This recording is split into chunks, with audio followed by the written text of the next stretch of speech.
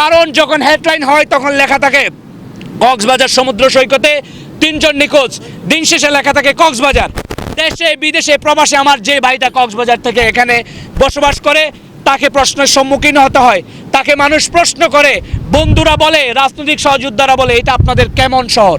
আমরা বলবো আমাদের দায় ও দরদ থেকে আমরা এখানে আসছি, আমরা এখানে চলমান রাখতে চাই।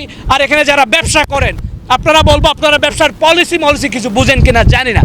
আপনার টাকায় ভাই আপনি ব্যবসা করেন আর আপনার হোটেলে আসতে হয় আধা হাঁটু পানি দিয়ে।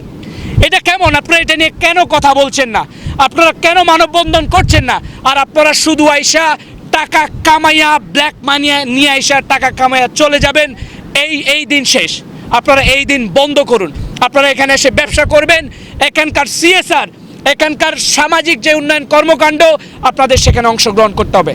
আমরা পরিশেষে সরকারের সর্বোচ্চ মহলে একটা কথা বলতে চাই, এই শহরকে শুধু একটা জেলা হিসেবে না দেখে, অথর্বভাবে একটা জেলা হিসেবে না দেখে একটা ন্যাশনাল ইস্যু হিসেবে, ন্যাশনাল জিডিপির অংশ হিসেবে দেখেন। অন্তত এইটুকু বোধ জ্ঞান নিয়ে আপনারা পলিসি নির্ধারণ করেন। শুধুমাত্র স্থানীয় প্রশাসনকে এটার উপর চাপাই দিয়ে আপনারা বৈশা থাকেন না। এখানে জেলা প্রশাসক তিনি এখানকার 17 অধিক কমিটির তিনি সভাপতি। তো তিনি এখানে একটা জেলা প্রশাসনের 17 অধিক কমিটির সভাপতি হয়, ওনার এখানে এগুলো কাজ কেই করবে? সেকেন্ড ব্যাপার হচ্ছে এখানে কোনো কোলাবোরেশন নাই।